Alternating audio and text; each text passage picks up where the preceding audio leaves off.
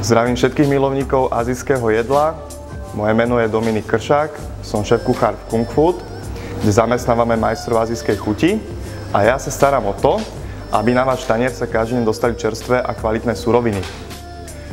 Hovorí sa, že sme to, čo jeme, a preto my vám dnes ukážeme, z akých prvotredných surovín pripravujeme vaše každodenné pokrmy.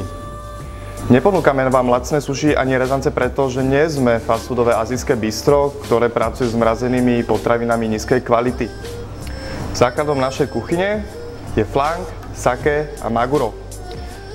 Toto je sake, čerstvý morský losos, ktorý kupujeme v najvyššej kvalite.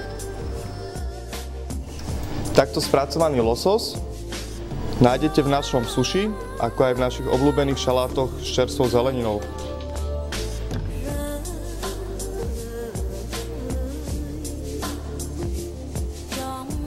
Tuniak, inak nazývaný aj maguro, nakúpeme ako filety, každý deň čerstvé v top kvalite.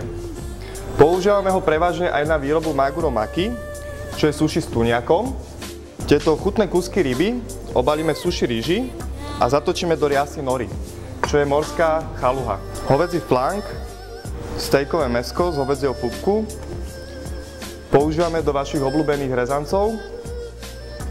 Do rezancov sa zvyčajne používajú odrezky mäsa, kdežto my používame mäsko, ktoré je oveľa kvalitnejšie a cenovo rozdielne než bežne používané hovädzie mäso. Záleží nám na tom, aby sa na vás spolu každý deň dostali chutné azijské jedlá z čerstvých a kvalitných surovín. Veríme, že to oceňujete a preto vám prajeme neprekonateľnú azijskú chuť z Kung Food.